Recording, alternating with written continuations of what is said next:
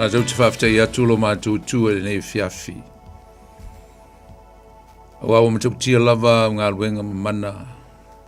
Alo alofa wha mauni ai mātou. Sa tele lava alo alofa le nei aso mai le tae ao si o mai le nei fiafi. O le mwhena wha matalaina le atua. E mātou upu le matau tia ma le maulunga o lau le lei. Lo lava wha mauni e lau tau singa alofa ia ai mātou. Whaftai le tua wā. Sa e lata mai lava ia ai mātou le aso ato. E o mai lava le nei fiafi le tua o lo malu pēr lau tau singa ai mātou lau whanau. Mātou whape atu whaftai tele le tua i lau le lei. Whaftai lau wha mauni. Whaftai lau alofa. Lau wang le lei le tua ia ai mātou o lau lava whanau. Vi ia oe whavavau. Vi ia oe le tua. Mātou whaftai atu fo ni fiafi ona. Mātou o lau whanau. O maua le saulotonga ma le whamoe moe. Mātou te whaftai atu ono Yesu. Tōngi ola o le whaoletanga. Ne ana e awina mai mfo ina lona soifua. Ma wea i mātou le whaoletanga. Ma wea so mātou whamoe moe ola. Wa lo mātou e pele ni lo langi lo mātou tua. Alo whapena o na mātou whengai pēa ma. Whao so songa ma mea uma o le ni lo langi. Na whaftai o mātou mautinoa le tua. Wa elo mātou whamoe moe a Yesu. Wa tongi ola na lawe ina i mātou mai a mātou ngisala ma mea le anguma. Whaftai le tua i le olatanga vi i alo swafa. La renga te foi le mātou te whaftai atu ono nei teimi wa whaavanoa mai moi mātou. Whaftai ono awala ma mewa e saunia le tua ala le nei au nanga. Whatau nui nai le mātou whama moi le fiafi. Whai e pēle tau tua ma le au no le folofolo inatu ma le watola upu. Whaftai. Whaftai le teimi, whaftai le avanoa, whaftai. Ia au lava ngā luenga mau fōwhanga vi ia oelo mātou tua. A le teimi mātou walau atu le tua se e mafuta mai. Whau mai i le amateina le mātou Paul Klame. Te ia o lava fo ina whaiwina le le fiafi. Ia tu mau pe ia to ele vi inga. Se nganga i whaile velave te talo le swafo Isu. Nganga pa ia i ave seina. Awane i whaile le ina le tua lau whanau. Mai mātou uma le mātou whalongolongo atu. Si ea o mai mātou i laulava upu. Mātou te fia whalongo iai, mo mātou mau ai le tua ni whamunianga. So soani le mātou sawalinga o lo whaia nei. A manuia mai si o lava ina whai wina. Ia tu maulivi inga ia te oelo mātou tua. A so umai o le whavavau no Yesu o mātou te talo atu ai. Amene. Ia, e whatalo whatua ne fiafi Samoa le tunupeli i lau whasausaunga. E le nei foi fiafi mātango fio tātou maua, te tai maelo o tau soi fua mas mātou wola. Whataunu ina e fōle tātou Paul Klame e pei ona masani ai o le tutu o le Upega ile Loloto.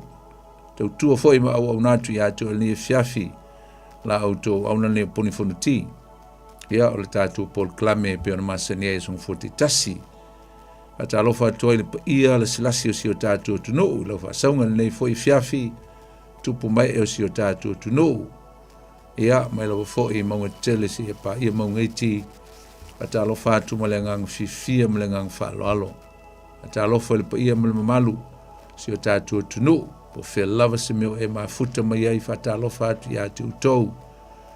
Ata alofa ia wauna le tua ma utou ma siofo. So sto vine. Ia inisi o lau whainga luenga o mafuta mai ma tāpta poe mai. Ata alofa atu ma whafte i atu i lau lango. A manuia le tua i atu oe. Ma ngā luenga le tua o au nai. Ma alofa i lau staulanga le neiva i o sao ma vai atu vi ia le tua. Ata alofa i nei o tātou tua asin sina. Alofa a fonga mai le fiafi. Ata alofa i atu utou. Ta mama tina ma atu tua. Ata alofa inisi o lo whaafonga mai, alo whaatotulia fo i tono mauta ngase. E ngata fo i le tono mauta malawa. Matalo fatu ya te utau nei fiafi po fia lava se meo e ngase ma e fata o tolia ai nei vai tau o le soifuanga. Matalo fatu ya te oe. Aptos fata alofo e sio mātou tina matua sio mātou e kalesia. Iwa sifulu mal tolu tau sanga o le soifua sio mātou tina o le fule mai. Tina e tilisia tolu toe fata alo fatu ya te o le tina. Ia, vi le tua. Anga leile tua ma ia iaila na whamalo longa ia te o le tina. Lenga te foilea sio mātou te mamatua ia soi pula. Fata alo fatu ya te oe fata o tolia fo i ngase. Ia o le tino i maota malawa. Atalo fa inisi o le malu le tunu o lo fa fonga mai tono fa pui. Usum tu fa fena o tuli la tu fa salanga le fa ngalina o tau. Atalo fa lau finga luenga vo le po nisi o ngā lulue so se vaenga. Tono fa finga luenga tono o mauta malawa le ngata foi leo lungo ala tele fa atalo fa ia te o tau. Malon ngā lulue saonga le mume o le ne fiafi to fa ia tu i ainga ia i pel file mume le. Te singa le tua ia te o tau mai tātou uma. Ata alofa le malu le tunu o lofa penao na taape le nei fo i ke lope. Tunu ese o le nei lo langi o lo nonofo mau mawai. Sa ilingo manuia o le tino. Wasa manuia mo na o tātou ainga. Fata alofa atu ia te o tau. Ia e fata alofa fo i le malu le tunu. Nisi o fo o lofa penao na. To ai taunu mai tonu au kila nei. Le mato ai o lo mato nonofo mau mawai. Fa i nisi o asia si mai tonu au kilani, fa fonga mai le fiafi, fa talofa fa pto ia te utau. Ma se voi nisi olo asia si mai si o tātou tunu pele Samoa, pa i malolonga ma fai tā fonga ma asia si whanau ma tua mainga, fa talofa ia te utau, ia me se voi nisi o a ngai mai, ia o nao wha lave ma sani o soifanga. Fa talofa atu i se tasi foi, steimi mo mo nei fto ai fa fonga mai whalongolongo. Ele nei Paul Kalame o le tutu ule Upega ile Loloto i le Radio Samoa, nei fiafi ia ma lo lava le soifo maua. Ia, tātou mafuta mai, tu mau mai se wha mai aina le tātou Paul Kalame o tu alu ese malau telefoni, ia po lau le teo tātou whalongolongo le upo le tua. Ia, ma wha masani ai i le upo le tua. Ia le li, tālofa fo i le sunga ia sau, tu mai fo i le nei fiafi ma lo sau ngalue ia le tua. Ja, familia foi ia aso soifua malo le tulu. Nisi fo lo famile tuina o la to soifua le nei aso ia misi fo le. Ole nei fo i vai aso vai atu, ia. Ata fo i leo vai sa. Ata lo fatu ia tu tou, ata lo fatu i le ateli ia por sumo vo tia kono ia den. Se mato ainga i kalesia, family tuina lo na sfana ule aso nafi, ia le tua family a toi male ainga. Ia, ole nei fiafi Samoa u te role ava vai foi, ole a malolol tato Paul Kalame pe ona fasolo mai il tusia ngā luenga. Ai le manatu ole a tato talital noa e tusa ole vai tautonu lei tato te e o tau sanga te tasi. A mese lava mea na tutupu i le tausanga tāua nei o le talafasol pito. E le ngata o le talafasol pito le kalesia o le lalolangi ia mese foi ia o soifua Yesu ma le alu o lana tala le lei. Tausanga nei e luafe ma le lua ono le utatu iai. Ai a tātou tepa i le talafasol pito ma le whātāua ina o le tausanga. Ma mea olo tātou whamana tuina pēr i le tausanga ma le tausanga i tausaminga o sauninga whamanatu, sauninga whapitoa o tātou lava. Anga nuu matulanga o tūmanga whakirisiano e maise o le tātou ma ai men tupu tusa ma men whaia Yesu. Tātou te whātāua ina tele i le nei tausanga o le ti a tolu. Tausanga lea na tele ina whātaunu ina i Yesu tele o mea na walo ia i le whengengi tuai i lau profeta. Ia i foi nisi o skola le lifa o le tausanga i tolu lua. Tausanga lea na maliua i Yesu ia ma whātaunu ina i le tele o walo anga i a profeta i le whengengi tuai. Ia te au ia o te wawaianga i le ti a tolu. A fuala i tausanga, Tātou te wāwa ai a ngai i le tūsanga le nei lua whelua ono.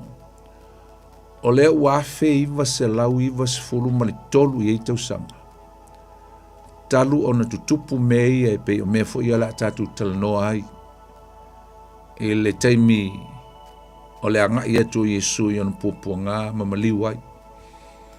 E le ngata fo i leo le tūsanga lea tātou te wāwa ai a ngai ai.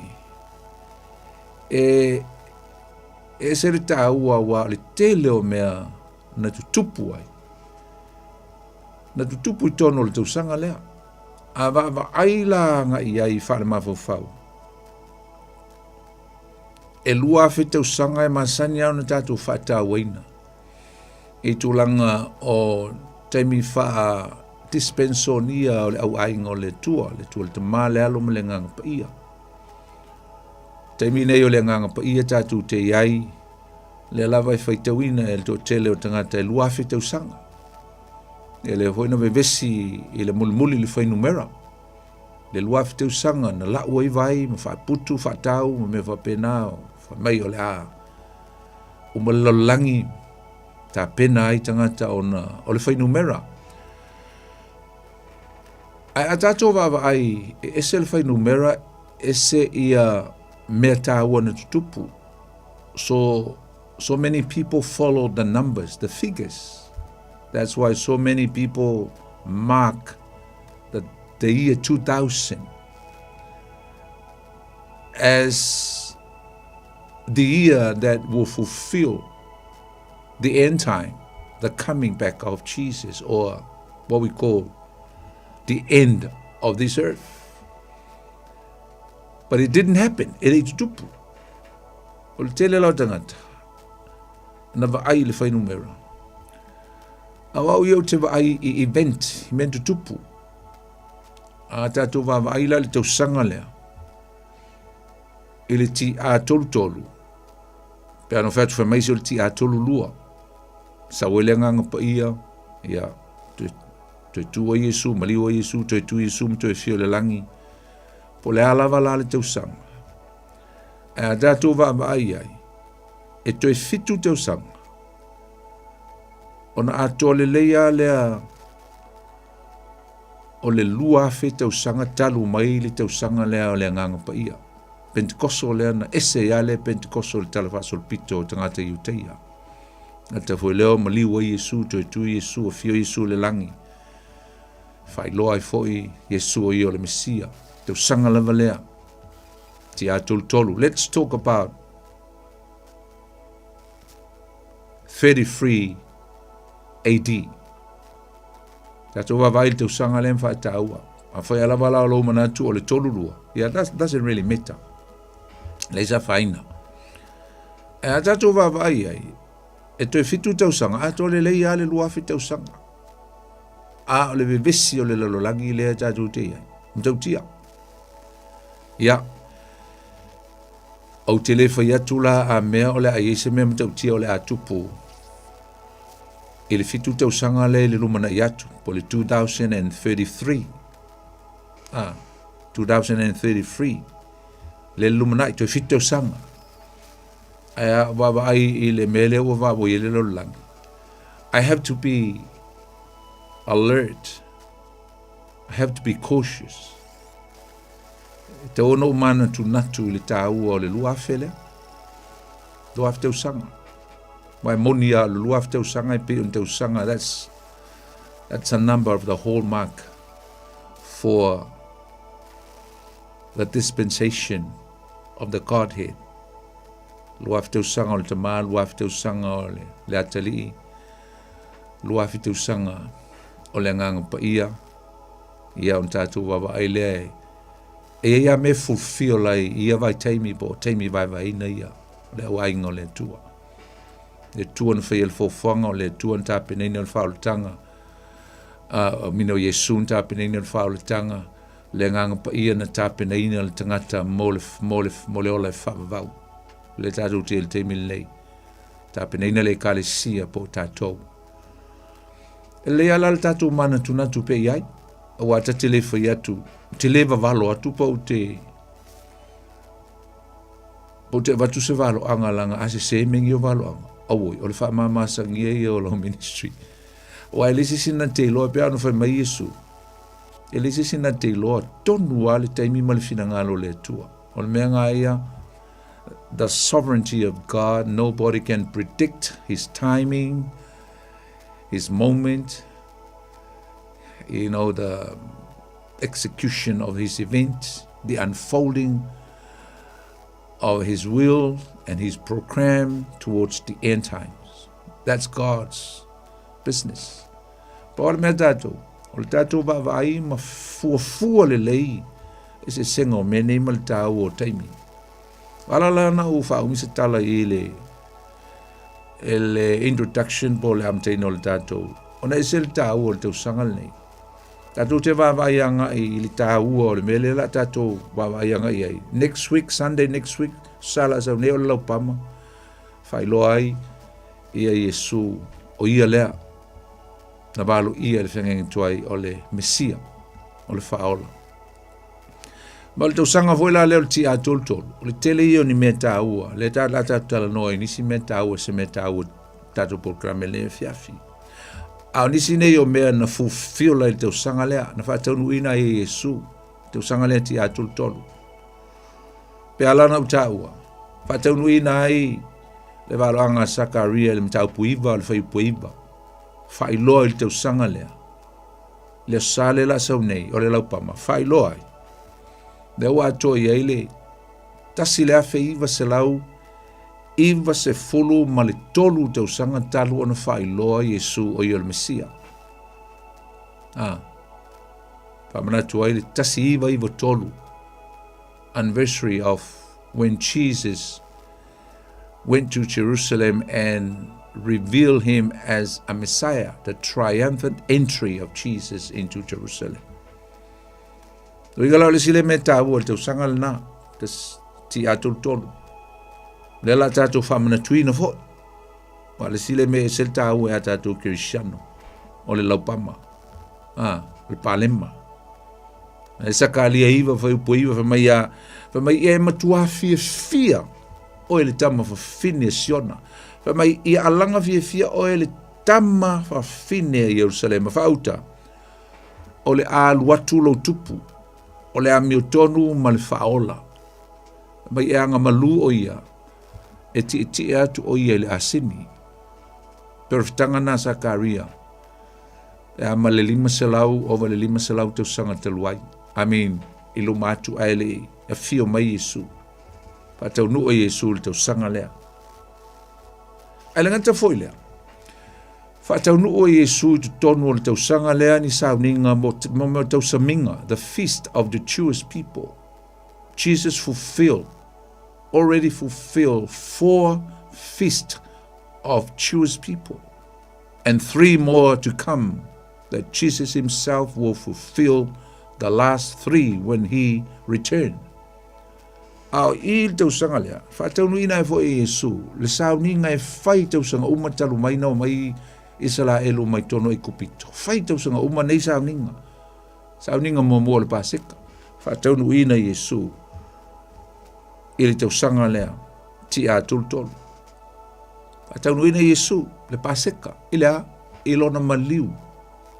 Fa mai mo moli ane mta upo e lusu mariwa fa mai a yo tova yatu. Ile ma moya le tua. Fauta ile ma moya le tua. Mai Ioane le baptiso va ayatu. Lele wa sau le tamai ma moya le tua. O le na te ave ese anga sala le lolang. Lesa, toea ni na yaso, talu no fai le valo anga le a Ioane le baptiso. Ona maliu lo leo Yesu, manga Yesu. E whātau nuina le sa tauru. 3 years separate from this event. Mai le teimi leo le papatisonga Yesu, Ioritan. Tolu tau sanga pe sile tu foi. Ai whātau nuina Yesu o ia o le tamai ma moe o le paseka.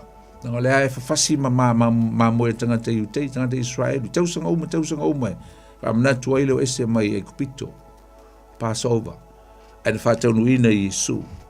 Nā foi mai mo konito mtau po lima lona foi po fitu foi mai o keriso o i o le tamai mamoe, o i o le mamoe o le paseka na whaasa tauroina o ia o le tamai mamoe o le paseka.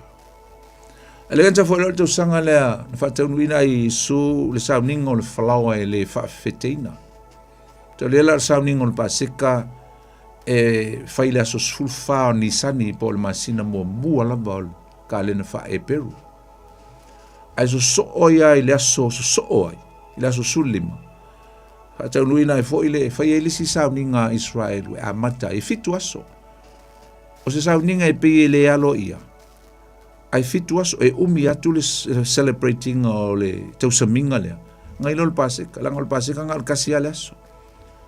O le whalawa e le whaafeteina e fitu aso. A mata le aso so o mal paseka, le aso sulma le lima leo nisani. Na le tiko lusu mal tolu fa upoe. Mata mea le ono tau sulfitu. A mea la ia e wha manatuina, pe wha mamaluina fo e tangata i utei al sauninga leo le whalawa e le whaafeteina. E ai eina o mea ai e le whaafeteina, ave ese mea whaafete uma mai ai tutonu o latu ainga. E mālolo ai mā o ina be whaalongo ai le upu. E rest and meditate in the word of God. Nā le tuse e soto mta upo sumali. Le whailunga ina leo le, te le vol pōna o ese mai kupito, mai le tua whanatinati. Ia a lae, whaipalunga whalawa, o le lato mea ai e tauna abe le ala. A ua vave mai le fili. A mai loa mose. A ua le aveni me whawhete i au tau whalawa po au tau areto. Whana tinati il tāpena ino le tātou malanga. Ai tātou o ese. Nei le soto mtau po suma le lua. A o le winga la whatuspa i o le mene o le yeast po le whawhete. O le angasala. E le ngata foi lea, o ma meo o onga se se. E le ngata foi lea o le mea tau o le hypocrisy po le whawhiami o tonu. Me whawhete. Le angasala. Ne ma pena. Nai maua i le, mo mulko nito mtau po e lima whai po e ono o le vadu. E te utala i paulo i mea whawhete o le mea ele lea, mea leanga. Na whai tu se matei o mtau po e sulu ono whai po e ono. Te utala i Yesu i mea whawhete. Mai alo ese ma mea whawhete lau wharaseio. Alo ese ma leang sala e mese o le whawhiami o tonu. Ai sa whātaunu uina la Yesu le neitau saminga. Ina ua maliu o ia o le tamai ma moe o le paseka. A o le ata atoa o le neimea. O le tamai ma moe le aiseanga sala. O le ata o le whalao e le whawhewheteina. E whaatusa ia Yesu e mamā ato toa o ia. Na ele e peru e wha. Mai sa wha o soina o ia ai sa lei ang sala o ia. Mai le ane ono lono whaipotor suma lima. Mai Yesu o au o le areto ola mai le langi. Ruinga o Yesu o le whalao e le whawhewheteina. Na sau mai le langi. E se ale maa nai lena to ulu mai le langi il tonga vao au Yesu. O whaatusa o ia le whalaoa mamā. E mamā ato toa ia. Roinga. O la fo e fulfill. E le teimina maliu o Yesu. E whailoa mai ai. O ia lea. E mamā ato toa. O ia fo i lea ua na wha mamā ina. A tātou wanga sala uma. Amen.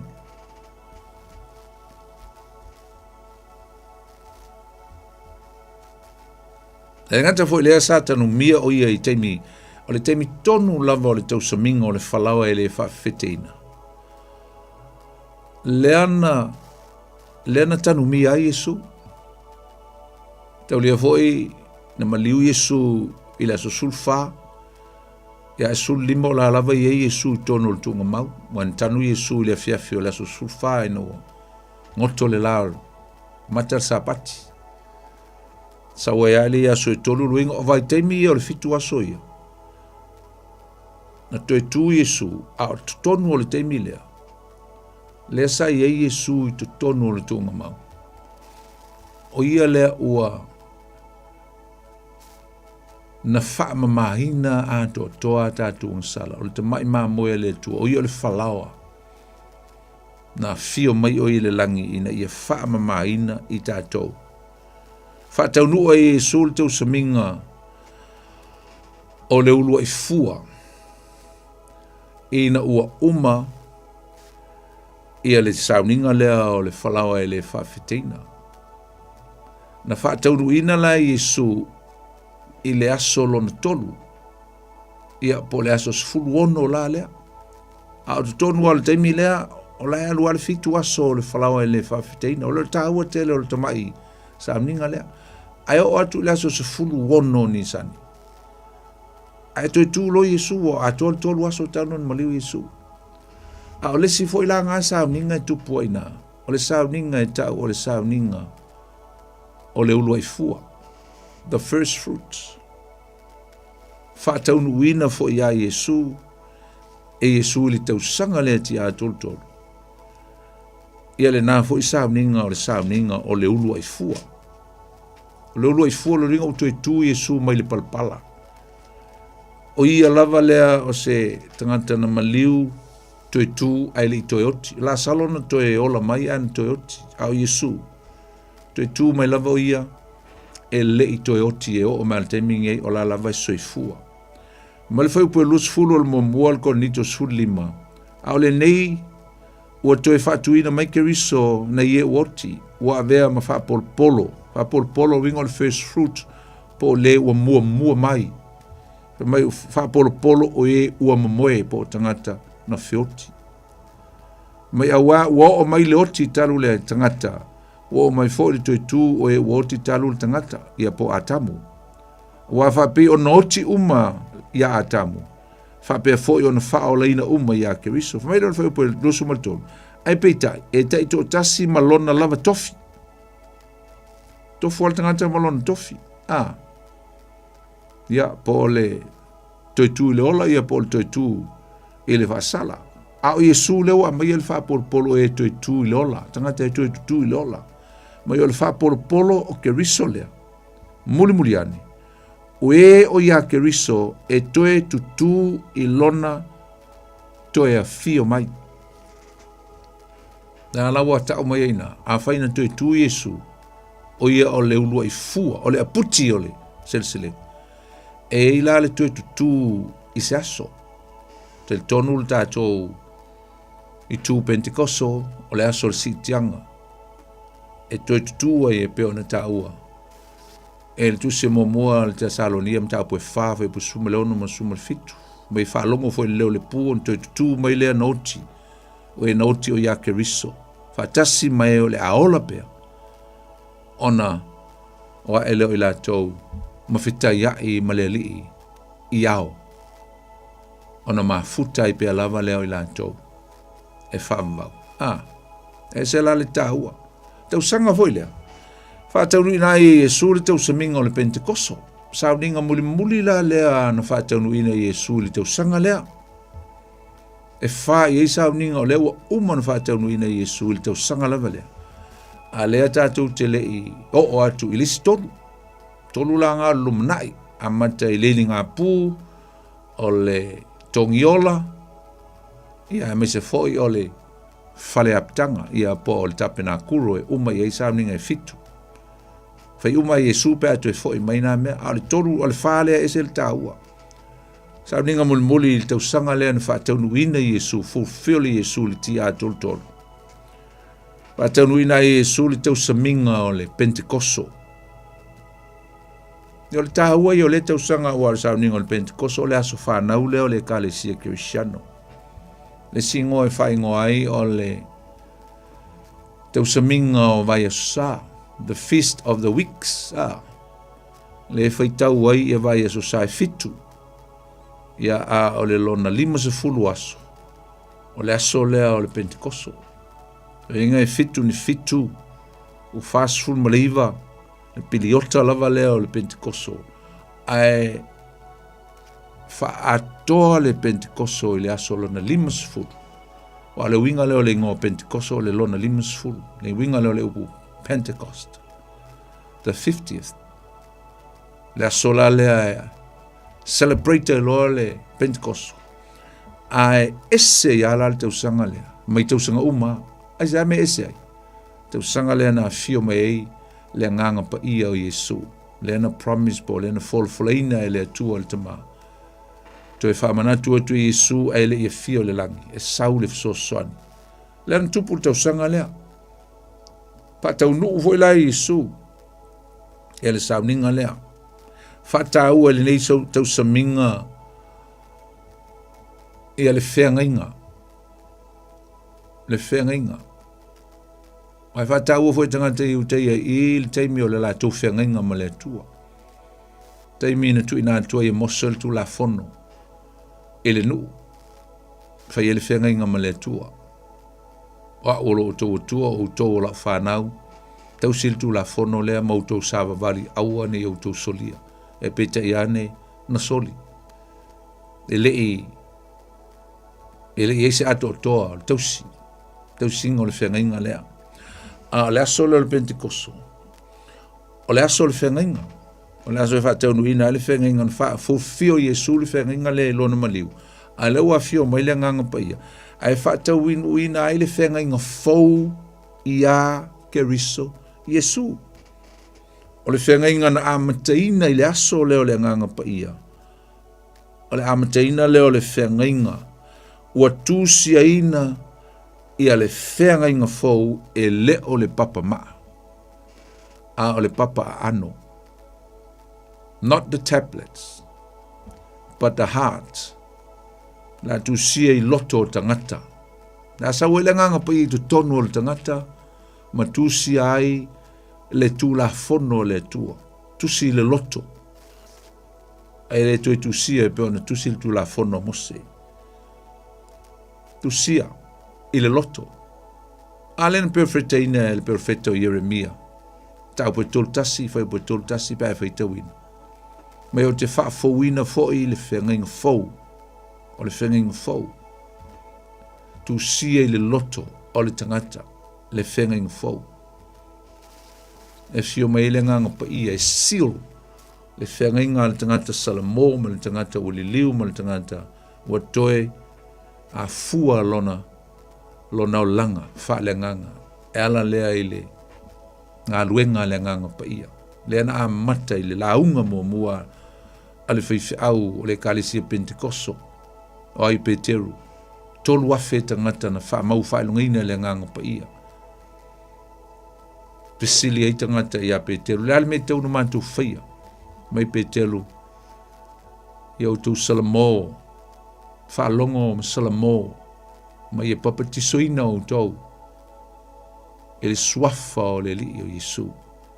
Mo le whaamangaluina o tau sala. Mai on tau maua lea o le mea na fua i fua. Le ale mea na fua i fua. Le nganga pa ia.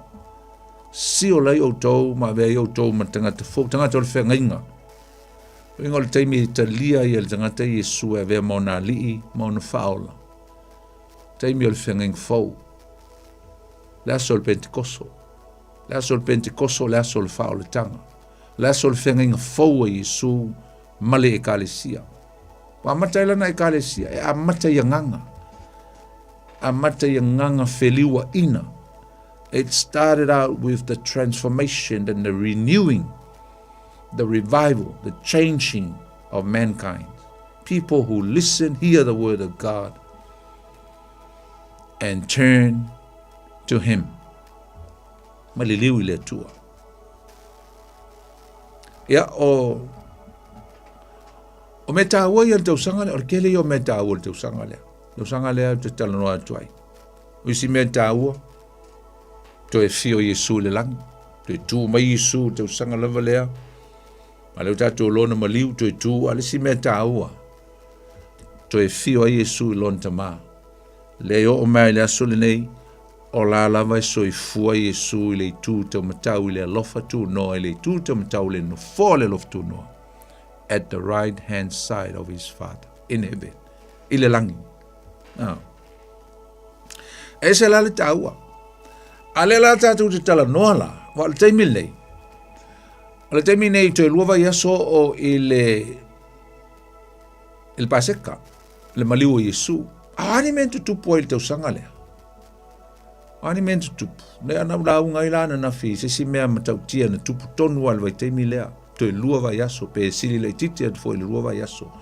I le tausanga lea, te luava Iaso o le taimi e maliu o Iesu. A tatu wapa aila ia i le tausanga lea i le tāua tele.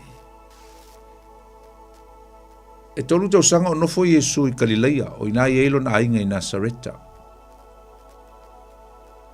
Aina whaima siasi mai o ia Yerusalema. Nana malanga lona lima la lea tātu te ia i le fiafile nei.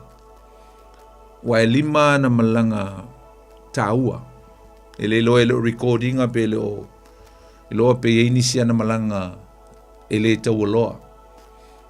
Ea o whaialanga ministry le tolu tausanga i Galileia. E whai masau Jerusalem. A lana malanga muli la le lona lima. Le ana sau lava ma luatua ia i ona poponga. Ti atua ia le aseni ma luatua ia ma maliua ia. Lana malanga la le la tatal noai. O le la walu ese mai Yesu mai Galileia. Now he took off from Galilee. From where his family, his territory, Nazareth, Nasaleta, i Galileia. Ni tu i saute o Galileia. A leo sau, ma lo ese mai lona ainga. Le la sau e maliu. Amen. A ese la le, ta opea tatu wawai wa, le la tatu te wawai anga e, wa utifia tala loi. Ili ta awa tele o le, o le mele na whaatu a Iesu la salo, o le sile me tau, e whiololoa nai mea na tutupu o le malanga le Iesu o sau. E pei o le whaamalo ina Iesu o le tau aso pati maio.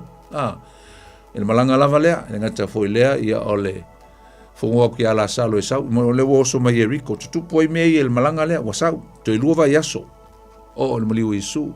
Whungoa sa kai o i sau lalo, ia, whaamanuia le nā, au la fonga le tama tax collector nga o la salo malanga amino o foi o sakaio na ya leo saulava leo saulan malanga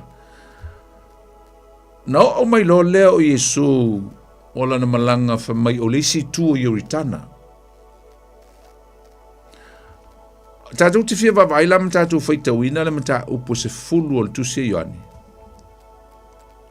on tatu la atu lole le mta upo lusum le mta upo sumatas ona il tala ya la sala a fa mai le fa upo fasa fulu le mta upo se fulu wa toe mali wane o ia i tala atu o yoritana leua saulan malanga fa mai wa toe mali watu o ia i tala atu o yoritana ile mea na ulua i papatiso ai e yoane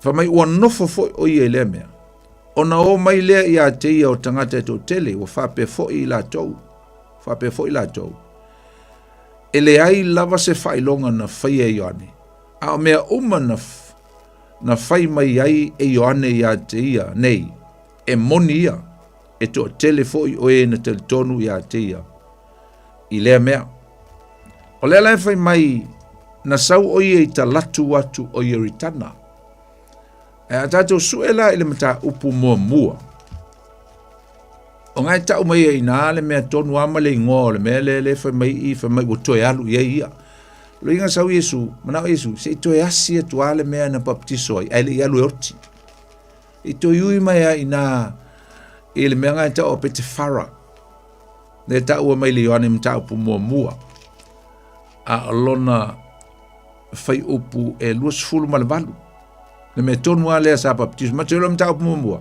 o ngai tau mai e ina le me tonu ana baptiso a Yesu e Ioane o le me tonu fo ia na valau mai ele na sau ele le lupe ma valau mai le tama ia Yesu o lo atali pele na i tonu ale mele ese la le tau o le mele le uto fo ia Yesu le asolea a fe mai le foi belusu ma le valu o mea ia na faia i Betapara i talatu o yoritana sa papatiso inai Ioane po inana fai ele papatisonga a Ioane le na papatiso ai ma Yesu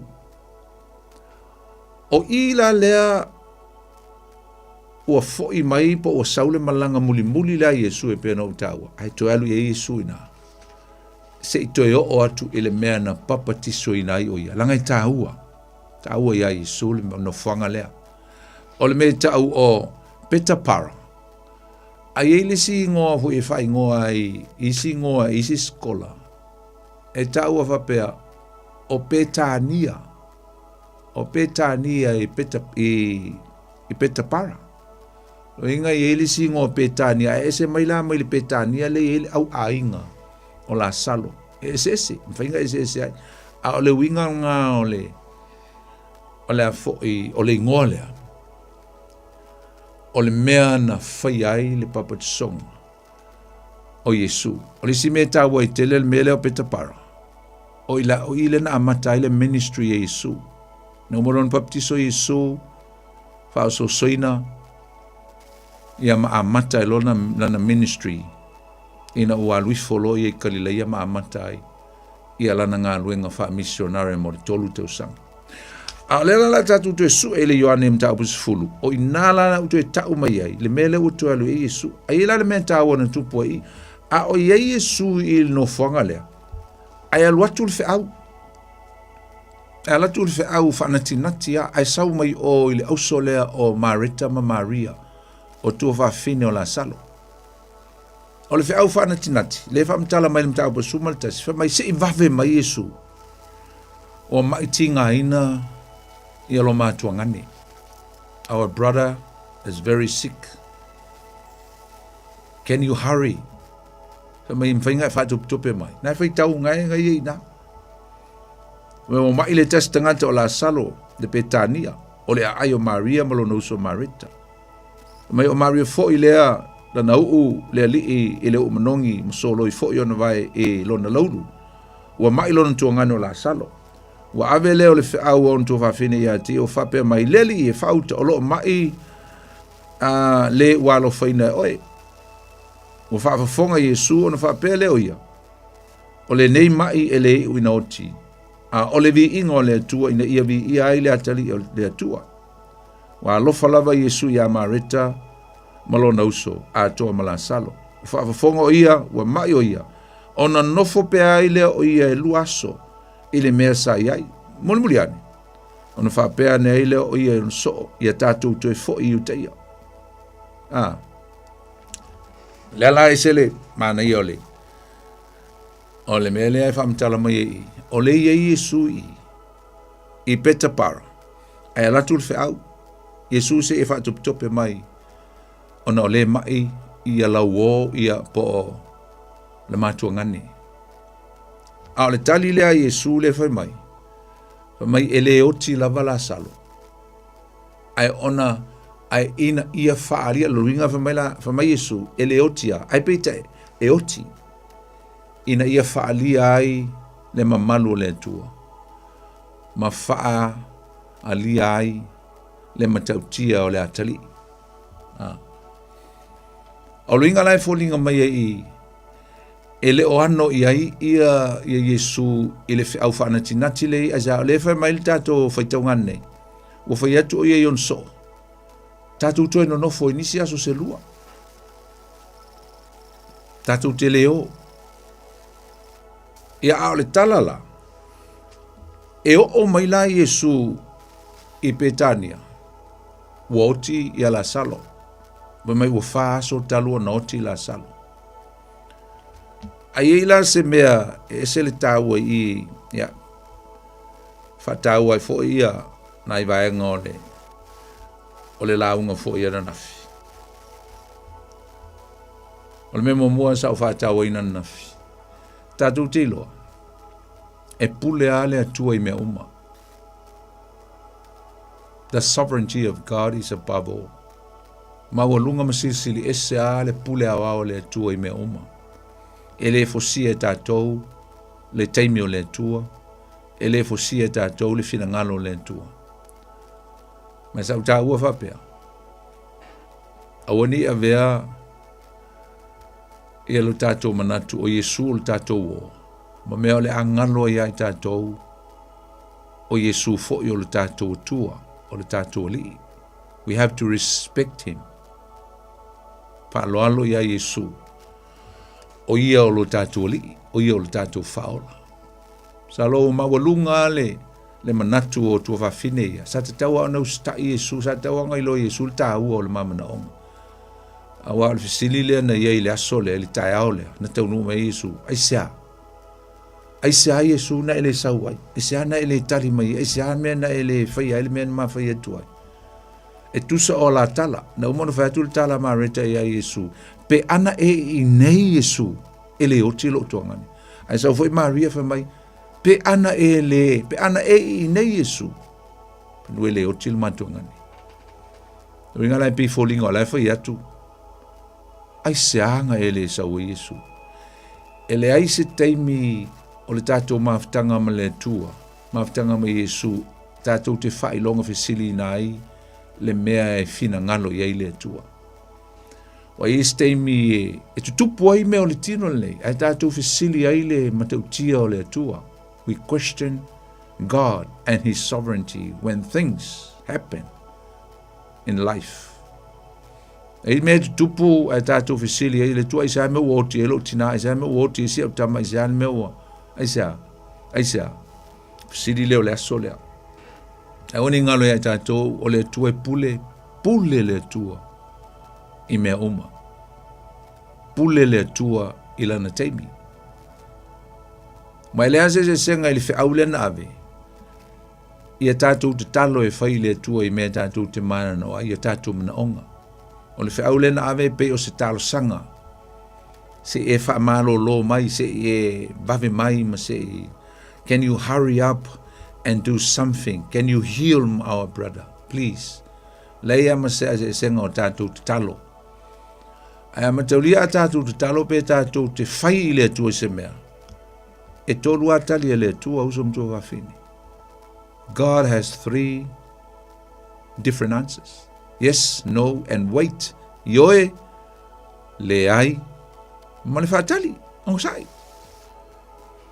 I teimi e tātou talo tuai whamai le tua, le ai.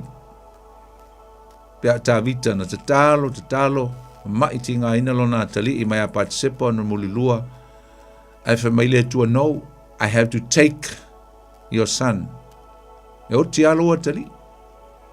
Iwe a fwoi na tua ina tali talo hana. Ai na whamai le tua i a hana, yes, I can give you a son. Nuinga, ole no, male yes. Ia le fo lau avel fe au lau vaanga ia Iesu. Iesu, se vave mai wha mole. Se I faise fuafuanga. Ai wha mai Iesu, wait for another couple of days. Atali monisi aso. Ele mwhailanga ko hurry inga le ao le tua, mi milo le ao le tua. No, we can't. We can't stretch the hand of God accordingly to what we want. Ele mwhailanga ko mi loa le ao le tua le meta tu te mana wai. E whai alfina ngalo le tua. Amen. Pule ao le tua I mea uma. Ya. Alen tatu tauan nei. E se ale mea lai manatu ia ila vaianga ia. E se mea lai fina ngalo le tua. Mea lai fina ngalo Iesu. E mana o se I a whai ai oti. E la tu whai le vavenga. In ia whai loa ai le matau tia o le tua. Ia ma ia exalta I le atali o le tangata. Iesu le ala ia whai le vavenga. That's the reason why Jesus took his time. E ele mafuanga, ele purpose, ele mafuanga, ele nele tali le tua isi mea. Se talo tua, ia ai oti al tangata. Pe o tianga ia tātou loved ones, matanga tātou te alolofa ia isa. E manao le tua se i o tātou, se whailono na matau tia lo tātou, whatu tua ma le talia o mea whaingata ma mea tinga. E whailoa ai teimi, o le a tali mai ai, po le ale tali e tali mai ai tātou. A tali mai ara le tua le ai. Whailoa ai lo tātou whatu tua ma vi I ai le tua I teimi tutupu ai. Ia mea uma. Amen. Ole whai upu e iwa. Whamai, ona tali atu leo Iesu. A whai upu e waru whamai, ua whai mai ona soo ia teia, mataulia la. O le ala o ese mai I Petapara. Ala ufa mai Yesu i ona so. Tātou whatali. Se i toi lua so, lera lau umaso. Lera lau ufa mai Yesu i lau li ia, i ona so. La tātou o i uteia. Means o lera tātou o i petania. Ma tātou o atua i uteia. E whai atu Yesu i ona so o, lela toi o i, la o i uteia. Ai whai mai ona so o i a Yesu. Yesu, nai te lo lai whaatali mai uteia na lātou tau aia o i lisi fo i uolu. Lai whaatali mai lātou te whaasala ma lātou whasioti a toi. Ana yeina. Me o whai mai lātou rapi. Na se isa ili nei uteia e whetongi a toi ma. Ai e te toi maliu atu e iai. Ona tali atu leo Yesu. Ele ua se fulu ea ma le lua o nei tu aso i le ao. A whai e savali se tasi i le ao. Ele e tau suai o ia. A waiva ai o ia le malam lama o le neilo le langi. A whai e savali se tasi le po. E tau suai o ia. A wā ele ai se malam lama o ia te ia. Wa whetala i atu o ia i upu. A e mulmuli ane wa whape atu i a te la tau. O lo o moe la tātou o la salo. Ai o te alu e whafangu i a te ia. Paisina tala lai titi ai i le tāua o le vaenga lea, le tātou tala noa ia nei. O upu ia Yesu na whai atu i le uli ia. Whai atu ea. O le utāra se fulu lua, matua i malama lama lava. A whai e malama lama te ale ao. Momula. E le ai la se si e tau teva teba. Le winga le upu na iai o le tau suai. Le winga o le tau sulu. Tau suai le winga o tau sulu. Tau lave lavea. Le ufa peretani o le stumble. Ai a whai o le pong sae sa vari ele tangata. Maile, e tau suai. Pe tau teva teba. A lai tau tala Yesu i le tāhua tele o le melnei o le taimia le atua e se le tāhua i o tātua o langa. Tāhua o le taimi. O le tau tala Yesu i le malama lama. E lua mei e tau tala Yesu. Mai Yesu, a whai lava tātou te whaia le fina ngalo le atua i lona taimi. E le ai lava ma se mea e tātou te popole ai. Pe a whai o le taimi o le atua. Ala le taimi o le atua, o le taimi o le malam lama, ua whaatanga mai e le atua i tātou, ina ia whai lona whinangalo. Po le ala wale whaingta o le taimi o le atua, God's timing. Ai a whai e tātou te whaia se mea, a e le o le taimi, let's say whapea pe le o le whinangalo le atua. O le mea o le atupu ia i tātou. O le tātou sulu i le alama o tātou tingaina. We're going to stumble on the way because we are doing things out of God's timing, out of God's will. Ale whaia le taimi o le atua. Me le popole Yesu le wanga iloa. E le i whaanatinati mai i le lua aso. Le na matua i le whe au e marita ma Maria sau. E le i mana o e whaanatinati ai sea. E lo le leia Yesu. E le o le taimi leo le tua e te tau o nalu. E le o le taimi leo le tua. That's why Jesus took his time. Extend few more days. E le o popole Yesu i le mea lai mana o mai ele au solea. Leanga o lai fafo atu o le taimi o le malama lama po fafo atu o le taimi o le finangalo o le tua. O ilo Yesu a so na whaia ia se mea a ele o whaia i le finangalo lontama po le taimi o le tua. E stumble. La lo wingo stumble. E la koe fiu e wala au la saro ele sa ufafu. E sa alanga ele o le taimi o le tua. E le ngata fo ilea. E ala tu fasioti lunga le asingi il keimingi ki e kwa ile a fo Yerusalema a ele yo o i fa taunu ina le fa o le tanga mo le tangata. Pe alu le taimi se se. De lan fa ma Yesu o tele i fa na tintia tātou tau te babeo. A leo o loa. O le taimi sa o le nei tātou te oai. Taimi le nei o leo lata ele pa seka. Taimi nei pe ama fo fau e le plan mal fo fuanga Yesu lana malanga. Taimini o laua mata ona bevesi tangata i utei e sa ili mamoe, sa ili manu o e whai ele paseka This is my time to ride on a donkey. O le taimil nei, fe tau ia le tatou o i le mongo o liwe le mea seta ko el kako polsesio. A le taimil o le atua. Through ai lau journey po lau ti atu i le mea lea na tautala ai ia le profeta lau tamā o sakalia o ti atu le asini. Lei ma se stampo, lei ma se me fai se si au ina. Te leva veorti ai. Ai sa, se ia lei na fulfill mea lava na fitu atau nu ulo lea i le fuafuanga po le plana le atua. Mo le whao le tanga. Na e whaama mlama tu Yesu. E ke ila ulia. Mai kako wo. Mai ola uo la salo. E le oti o ia. Let's go. Ia mo mai loa.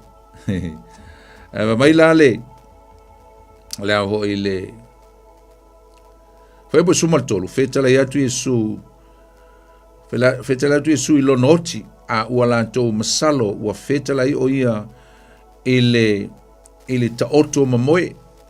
Ia e no fai atu Yesu o lae e moe la salo. Ia e fa mai laulia e leo ma fa pela ulia po le mea lae tala no atu Yesu po ta oto mamoe. Ala sirfia lea Yesu e mwhaiona i atu e fatuina. Aisa God's timing. Tonu o le mana malama o le taimi o le por kalamea le atua. Mai le sulima o te oli foi ona o tou ina ua o le iai. Ina ua o tou tali tonu mai ai tātou wō ia tia. Let's go. Kako woe patula ia se o la salo. Me ona fai atu le o toma o le na fai fa me ona fai atu le o toma o le ngo ia ti tumo.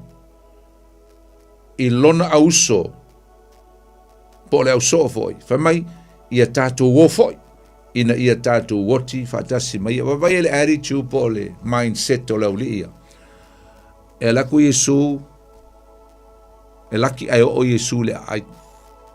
La tu Yesu le fa tali mai tangata i le tua oi fasioti. Ia au foi le ai e la tu lo Yesu fasioti loa.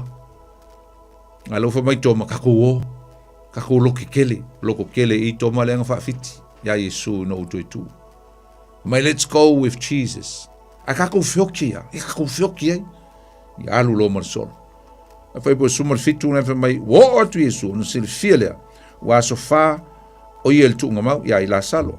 Va la tapetania ma Jerusalema pe sfuru ma le limo seta tio lo lava.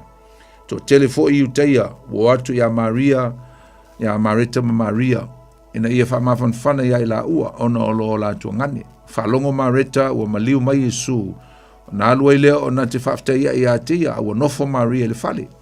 Fa pe mai lo Marita ya Yesu leli se ana e nei po ua le oti lo tu ngani. Ai ui lava ilea. Wa o loa o mea uma e te whatonga atua ile atua e fo ina mai ele atua ia te oe. Fetele atu Yesu ia te ia e toi tu mai lo tuangane. O fai mai mareta ia te ia o te iloa e toi tu mai lava o ia le toi tu i le aso ngā taanga. O fetele atu Yesu ia te ia o au nei o le toi tu ma leola. O le whaatua tua mai ia te au. E ui lava ina oti aiola lava o ia. Tangata ola uma e whaatua mai ia te au e le oti lava e o le whaava vau. Po ua e tali tonu mai ea i le nāmea. Mai le whao sumal fitu. Na whapea mai leo ia te ia. I oe le li i. Ua o tali tonu lava. O oe le keriso le alo le tua. O le maliu mai i le lalo langi. Le si mea na ufata waina nafi i se tautalanga nafi po se po le upo le tua. O le taua o le mengi o le time. Le timing, po le tense. Tolu a taimi o le soifuanga o le tuanai, o le taimi le nei, ma le lumanai. Le la vea i taimi o le soifuanga. O le tala no atu Yesu e tala no mai mareta le taimi o le tuanai. Pe ana i nei, mai mau pe ana i nei, le faso talu ai Yesu. I lace interest, but Jesus had no interest of the past. Ele ia se não pos fio Yesu e koe kalango le teimi o te aisa. E mwhai ai Yesu mwhai lwa venga ele 4 days ago. Mwhai Yesu mwhai. Alanga ele le teimi o lon tama. Alanga ele mana o ia sau le taimi na. Lai lo e silfia le Yesu a sau le taimi o le tua. E manuia foi mea na te whaia. O le taimi o tua nai ele i mana o Yesu. Le ngata foi leo le tautala mai Maria. O le taimi o lumanai. Taimi o lumanai. Mai o Yesu o te tonu ai toi tu mai lo tua ngale ile toi tu ile ngata anga. So now o le past ma le present. Ma le future leo include you. Ai tali etu Yesu. Ai fai etu Yesu. No. O leo te tautala atu i le taimi le nei. O feo i eilo loto marita. Feo i eilo mafofau. O feo i eilo fai tuatua. Ale na fesili ai Yesu ya marita. Inga ua umano ni fai upu lea. Wa'u nei ole toi tu nei. Wa'u nei. I am. Nuingo swafa leo le tua. I am the resurrection and life. Mai wa'u toi tu maleola. Whaalongo lai upu ia. Taimi nei. O le e wha tua mai ia tau. Ele o ngangafi ele o kai au. A o nei. A le whaia mareta le vevesi le mafofau. Le whaia mareta le ele o ato tolon te tonu. Ile mafutanga nga yei mai Yesu. Ele o maua se mea o ngā le au solea. Ele o maua se mea o ngā ele o itali tonu wina. They never recognize the power. Jesus can perform miracles. Jesus can do anything. Jesus can do impossible. Ele o ilo alvaanga le ale. Le mea mwhaingwhai Yesu. Ale tau whai Yesu e tau fsili ati ala ua. Au whea o ye ilua loto le temile nei. Awal koe fsili mai il faasu taluai. Awal whai mai fua le. Te iloa lumana yes. Alma nei e o le talia mareta. Ta au whata waina le upua le tua nafi. Tali loa mareta i le taimile nei. Now. Wha mai al talia mareta. Ioe le ali ie. Ua o tali tonu lava. Awhea, ele o ngafi, ele o kaiao, al taimile nei. O tali tonu lava o oe o le ali, o oe o le ke riso. Le alo le tua o le na maliu mai. Ile lo langi, mai fea, mai le langi. I believe in you. E se le tahua tele o mea au ngama mea tahua, tau te mua mai ele tala le nei. Ia wafo e atua e se loloto. O le soifuanga masani leo tātou. O lea, taimi o whaanoa noanga. Taimi o le mautonu le mafofau. Taimi o maliu whafo sei se pele ia te o se wainga. Tonu e ka le sia mamafitanga. Ia maleo langa nei, i le vala au le atua. Whafo sei ia nau til tangata. O fea i aile whaatua tua o le tangata. I le taimile. Ia tonu ala ale mwheuntu e whaatua mai leo til taimile. A o fea o ilo whaatua tua. E te tali tonu mai whaatua tua ia Yesu le taimile valna. I lea. E mawhai e Yesu o na toe whaatua. Lou tina, lou atalii, lou awawhine, lou to lua. I le aso o le toi tu po le aso le sitiang. Mea nana fia i loa Yesu. Po feo la i le loto Marita. Po feo la i le loto Maria. Pe tali tonu o Yesu o le toitu. Wa fo e lua fai upuna ina. La e tala no Yesu e tusa ma le tali e Marita. La o tala no Yesu le tāua o le taimili nei. Ala fo tala no atu ma Yesu le tāua la le lumanai. Tāua le lumanai. O le lumanai na. Nai le fai upo e lusu ma le lima. Mai o au nei o le toitu ma le ola. O le fa tua mai a tau. E ui lava ina oti. Ai ola lava ia. Te tala langa i le lumanai. E ui na oti matanu lou. Le tangata e pele ia joe. Ai le ola e toitu. Iei le ola i tu atu le oti. There is life after death. Ai o mai le fai upo e lusu ma le ono te utala la Yesu. I le taimile nei. Ta ua le taimile nei. mai Yesu, o tangata o la uma, every human being that have faith, mai o tangata o la uma, e whaatua mai ia tau. Tau tala Yesu, teimi alna, teimi nan soi fuai, whai tau tala ia mareta mamalia, le teimi lava na, ale fwai tau tala ia tātou, le teimi lava le nei. Tangata o la uma, o se e whaatua mai ia tau, whaatua ia Yesu, la soi fua le teimi le nei. Na mai ia, e le oti lava e o ile whaavavau. Lea lau tau tala Yesu le lumana. O le winga o tala Yesu. O le whaatuatua mai ata. E le oti lava o ia e whaavavau. E o ile whaavavau. Wha mai po ua e tali tonu mai ea ile nāmea. O le winga o le whitelai ngā Yesu. Yes, tātou te whioti. Tātou te whioti le tino le nei. Ai tātou te lea whaina usum tō whawhene le meta ole. O ti whalua. Le o ti whalua o le oti o le tino to e oti le anganga. Winga e oti al tino i e oti tātou. E oti le tino. But that's a gate to the everlasting life. To another certain life. A o lesi le nā la atu o le tangata whātua e whaatalitali ai le isi ola e na te maua. Pe a o ele ngā tanga. So le ringa tātou tangata whātua.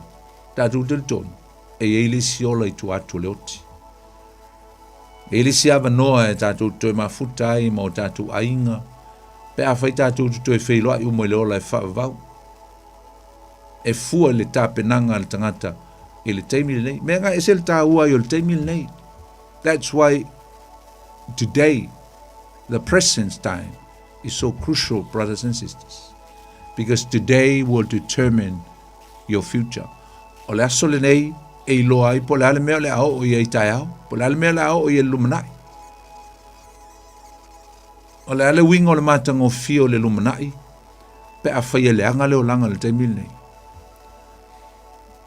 Le ale matanga o fie o le tele o mele leina whai le tōnai, ai o ma le teimi ngei ua, mwha le tōnu so i fua whale ngang. Toi lu ese mai Yesu, o le toi isi whātua tua mas toi te le tōnu i le li.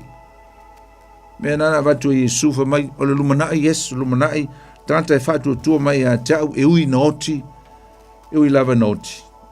Ai ola lava ia. A le lawa la te utala atu Yesu, wha mai o le aso le nei. Whātua tua mai a tau, le aso le nei. Mai e o lava o ia i le whaavavau e le oti, which mean e te oti altino a o loa nganga e le oti e so i fuapea e whaavavau e toi maa futa whatasi o tātou ainga pele a meise o le maafutanga ma Yesu i le ola e whaavavau malona malo o lo o le lumanai to e se la le tāua usum tu whawhene ben tātou tal no le fia filusu mal valu mai o fai mai upo na lu anele o ia ma val aule mu ilo no so mareta ia o Maria le walu val au malia o fa peatu o mai le o val au ia oe o fa longo foi o ia ona vave tu le o ye lunga walu atu ia te ia a o Yesu ele imaliwane ile ai a ua ile mea na lafte ia ma mareta tangata iu te fo i sai le fale maia ma fa ma fana ia te ia o la to ai atu ia Maria wa vavitu i lunga malu fafo on mulmuli atu le o la to ia te ia o fa peane o lea e alu e le tunga mau e te tangi ai o fo i Maria i le mea sa ia Yesu wa ai mai ia te ia ona fapa u mai le o ia i ona vai na fa pe mai o ia leli e ana e inei po ua le oti lo tuangane pe ano foi atuanga le la se senga malefisiri Yesu ai seale menga ele sawa ai seale menga ele tali mai why didn't you answer why didn't you come why didn't you react urgently to our call ai seale menga ele sawa e tu sama upu e mai se ana e ine Yesu ele oti lo matuangane Mai la ia lea. Teu betolu iwa, tolu. Si la fia Yesu o ia ua tangi.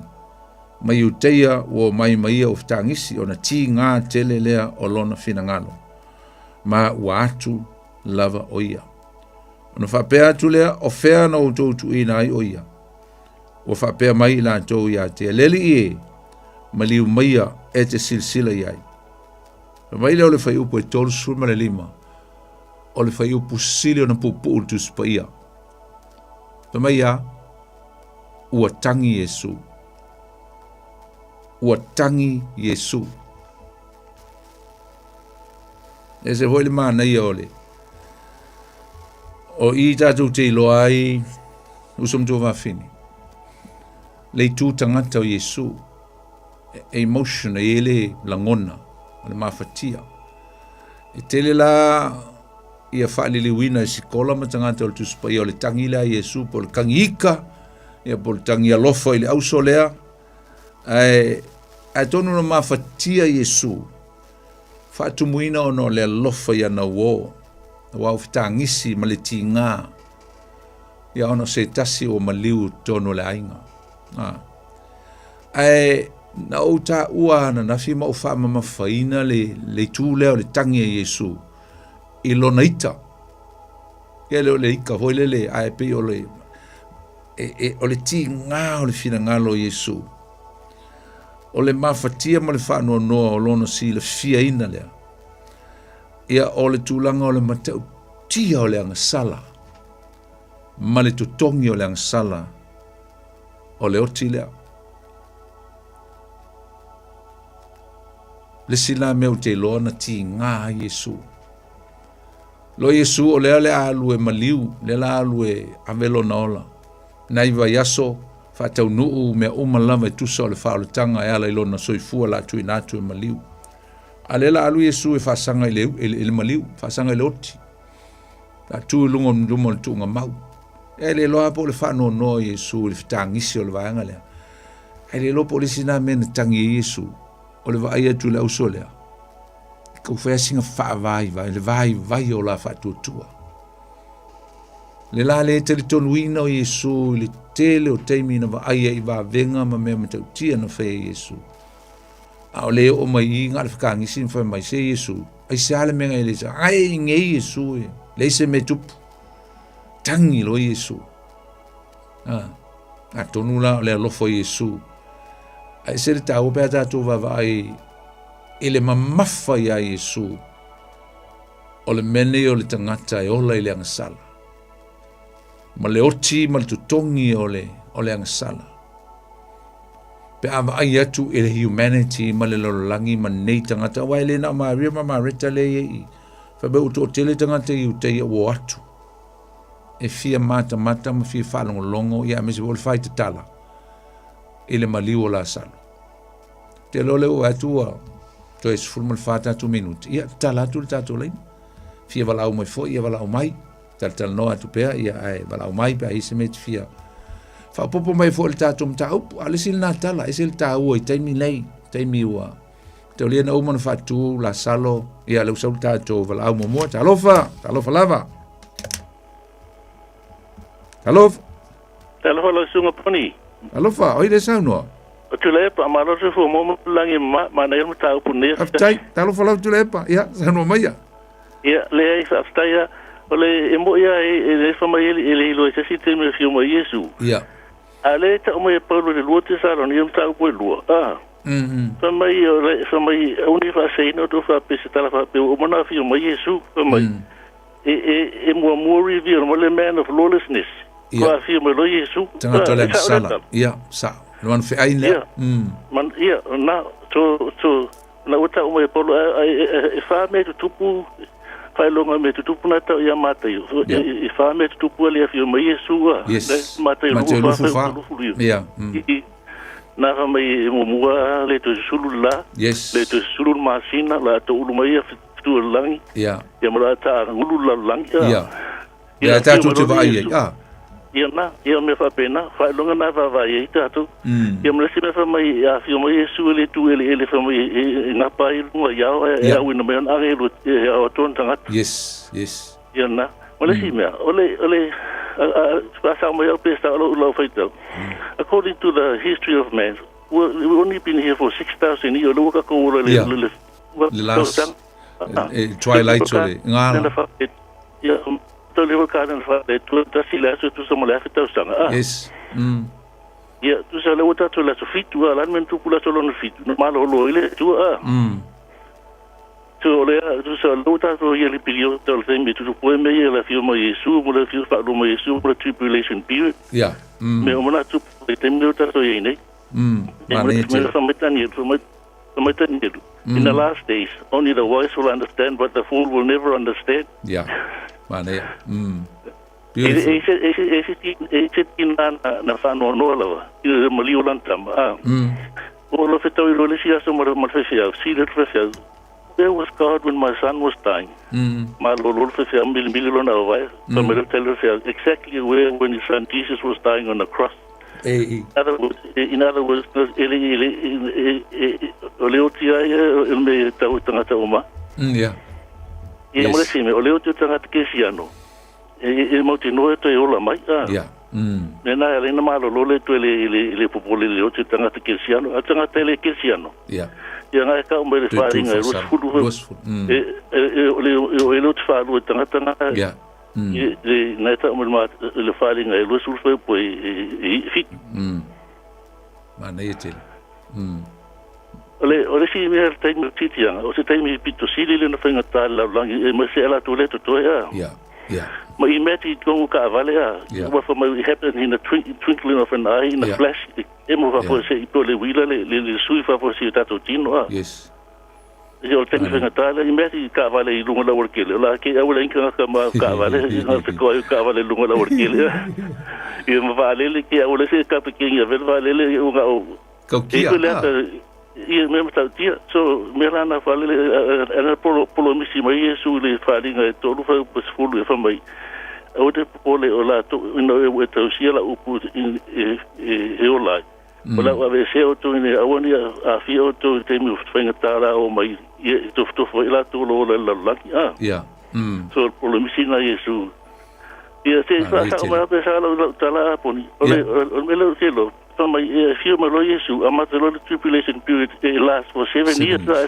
Yes. Yeah, from a 7 years. We a few Yesu, let's have my Peter, Peter, to Valmo Olive. Yeah, not to say Yesu, Jerusalem of home and Lanfo, and I found material and to Liafi.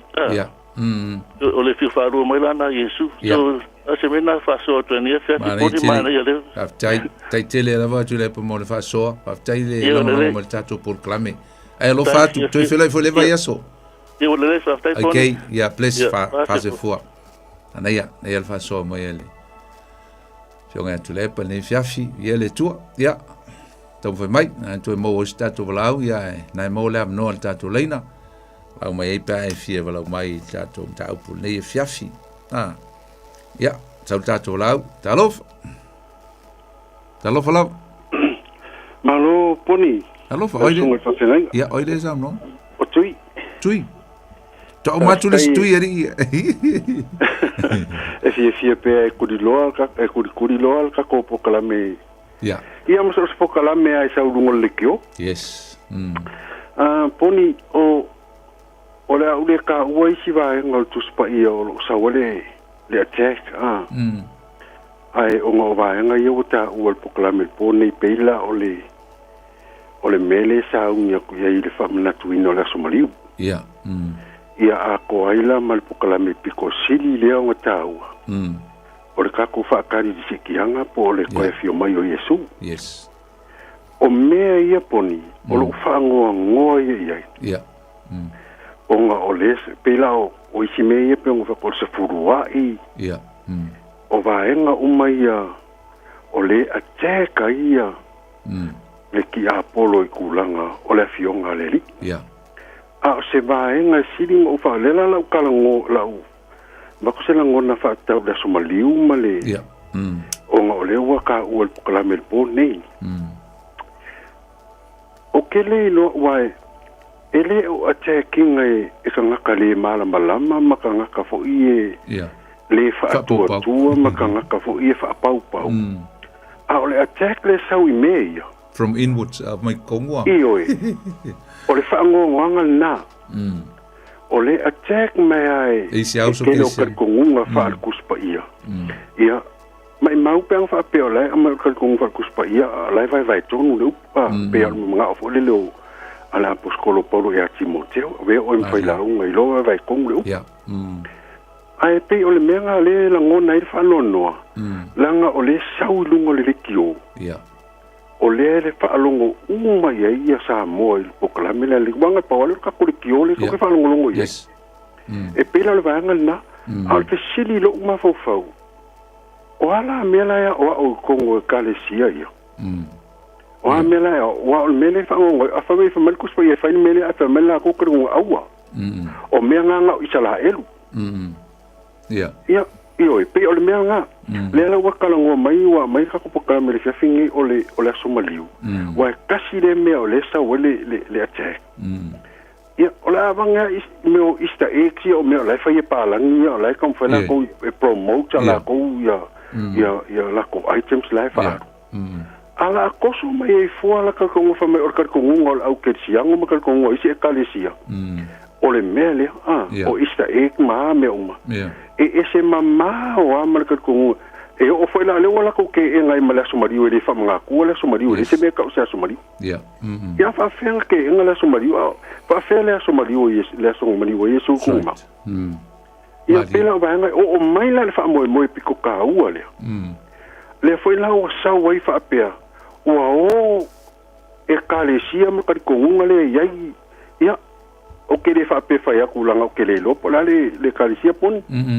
ya ai lang o ke akui le kongunga le fa mela fionga le tu langa le fa mela fionga le li o le ke lo kanga ka wa fa mai la ko fa mkalanga o fe o ye le menga fola inga ya pe o fiu fakat o fiu fa kali o mo ya kwala nga kamanga la ko fa upua mai makala i mai mele ala fa mai la fionga le tu ele fa kwai mai le la pe mali ele sa nganga le fia fingi la usunga la fenga e kere o au mai e pe o le mele au mai e avisi ngai me o ka ko ka o le aso o ka ko ka o le kaimi ai na pawa pe o fisi so o Yesu ya Yesu o a fe ko fu kai a o le ase fa ilonga ia ole kele fa ilonga le foi la o ka ko ngi vai kai mi kele o ka o le im fa mai maonge o le va ma ku ma fa ngau o fa ngau mo e ma ku ale ko fiko sanga ko luaf io a ole ala vai sa wala attack le sa wala attack a fa merkus pa ia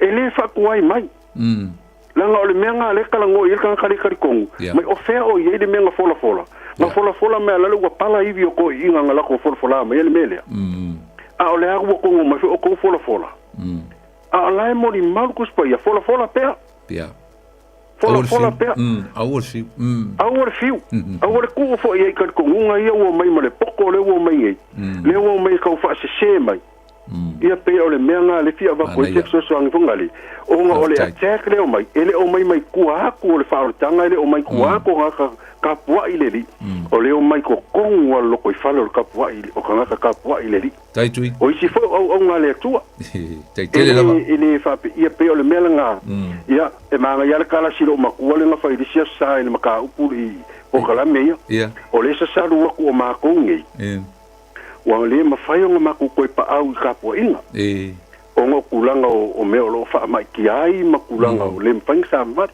a ole ye fa mo por kala mengi ole mo ke lo ko a ya kula mar fa ngo e se le mele fa mai io e se ia o mai mar fa ngo le ki o pa o mai por kala mele ia pe ole ku le poni fa fe kai ya kula sunga fa fe ngaina kaptai ni lo fion tui ta tu fro ele va yaso ia lo fa ia fa se fo ia ta lo fa tu sta sola ta lo fa ta lo Ale ho boni. Ya, talo va check.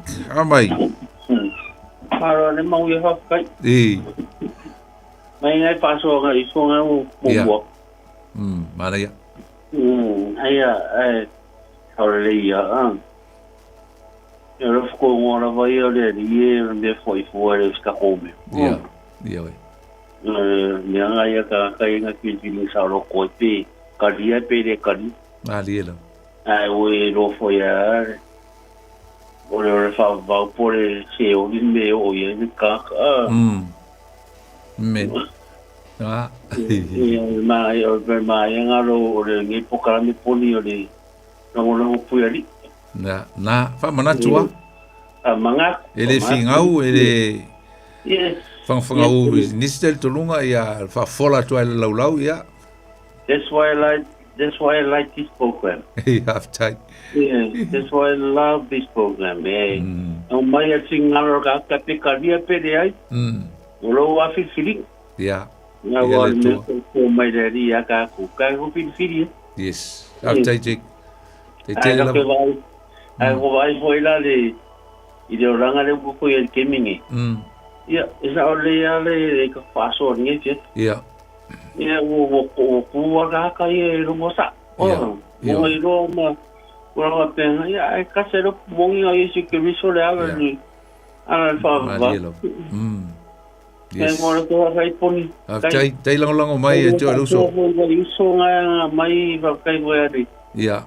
Para mengi sia ti poni. Te felo ele pale mai la pa mai leva eso. Yo, pa. Okay, ya fase fo check pa.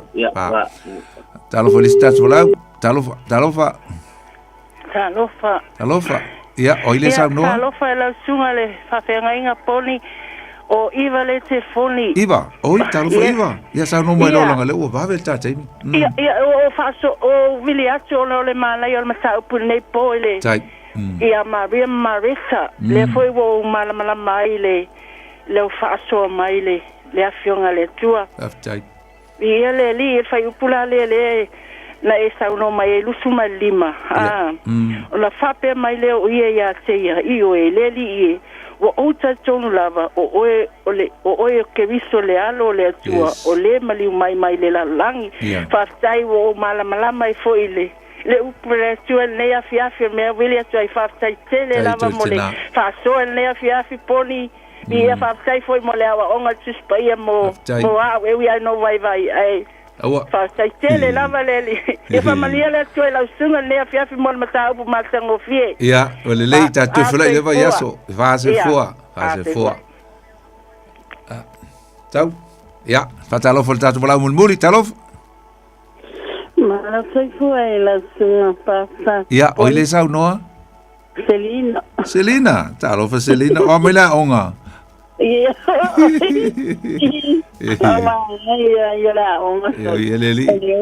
No ko poni ngo ya fa vai so le second week.